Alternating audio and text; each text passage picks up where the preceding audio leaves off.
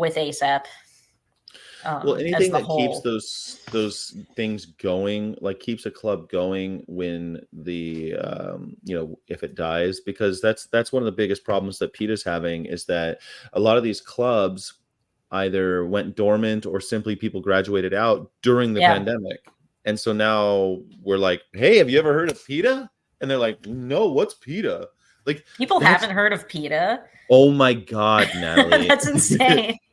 It's eye-opening. That's been such a revelation for me, because you know how many times people have been like, Sky, you support PETA, and that's why people hate the animal rights. And I'm like, people don't even know what PETA is, like 25% of the time. Don't tell me that PETA's hurting the movement. And I'm like, dude, nobody knows who we are. It's the same thing, like, and I'm guilty of this. I'll be like, Lifting Vegan Logic says this one thing, and I'm bent out of shape about it, and he's hurting the movement. I heard about that. Well, because I want a fucking vegan message from my vegan influencers. I don't think that's too much to ask. But but I think to be self-deprecating for a moment, I think that I will jump the gun too. I'll be like, you're hurting the movement, and it's like, because I care so much about it, I'll get a little, I don't know, defensive. You know what I mean? And it's stupid. It's stupid because no one knows who the fuck he is. He's only got, like, no one knows who we are. Yeah, you know what I mean? Yeah. Literally no one gives a shit about vegan YouTubers. Right, yeah.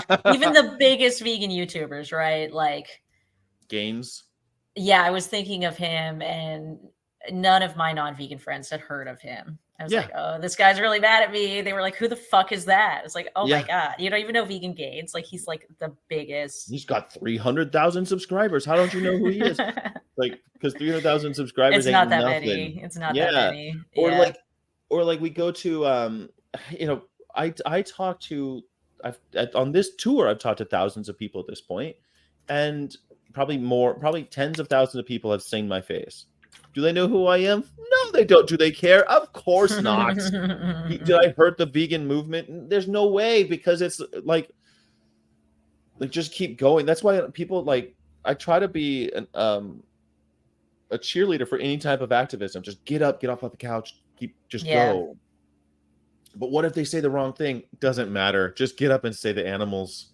Let's get up and say the animals. Just keep doing that. The animals. The animals. Right? Yeah. I'm thinking about doing, like, just because, like, since the tour and since I got so much footage, there's like not an incentive for me to go do outreach a lot, because like I don't really need to. But I want to just make like signs and just go stand out with the sign like all day and just like talk to people.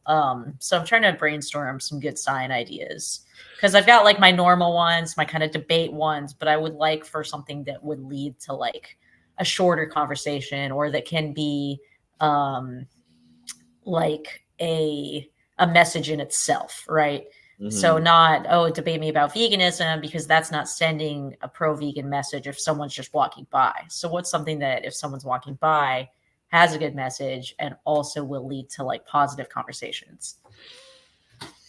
Interesting. I like it.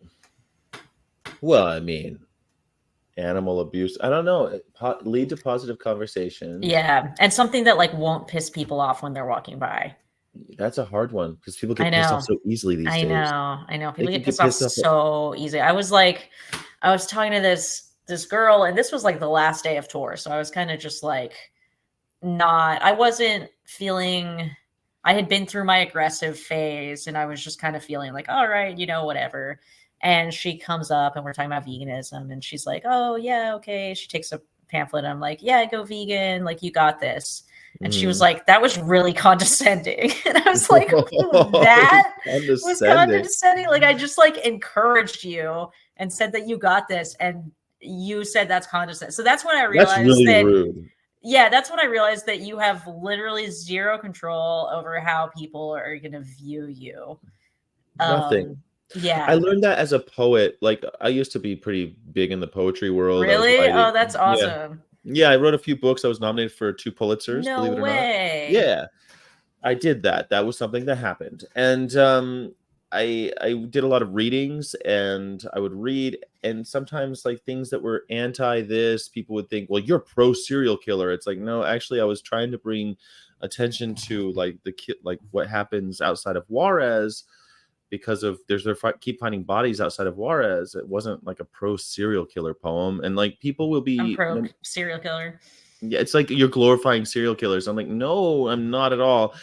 And you just can't help like that comes to mind because I was invited to like big reading, like and the bigger the audience, the more shit like that you get, right? Like Yeah. every time I felt like, oh man, I made it. I've got 300 people watching me, and that paid money to sit down in a room and listen to me talk. And I'd be like, wow, I made it.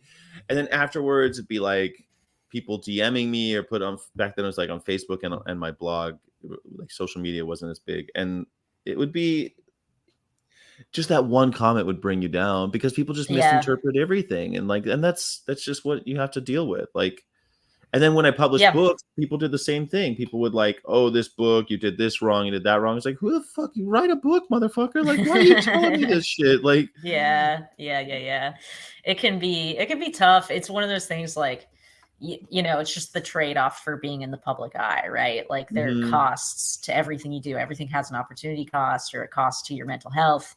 And that's one of the things I realized is luckily my husband has been a YouTuber for longer, and he's been through all the stages of it. So I was like pretty mentally prepared for what it was going to be like being a public figure. And obviously I'm still way small, which is nice, but I still receive my fair share of hate from meat eaters and from vegans. And I don't believe it. From vegans?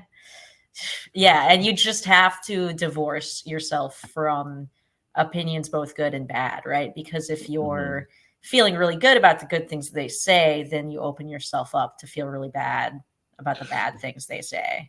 Totally. And Jess was really funny yesterday. He said Rick and Morty. There's this Rick. Oh, I saw something about it on Reddit. The one about eating humans. Oh no! This was that your booze don't bother me because I've seen what you cheer at. Oh, that's nice.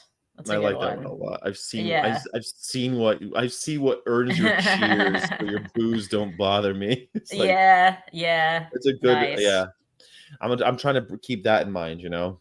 Or even like sometimes I'll see like a really bad like vegan outreach video or whatever. I'm not gonna name any names. And then all the comments will be like, "This was so good, like great job, like great." And I'm like, "Oh man, people are just gonna say this for whatever you put out." So like, I don't want to take it too seriously. Well, people love you. There's nothing wrong with that. People, the vegan community, they're like, "Have you heard of Natalie Fulton? She's that up and comer. She really knows." People say that to you? Yeah, that's what they say. Oh, really? That's funny. I'm sure one person said that. Very nice of them. A lot of people will say nice things. Okay.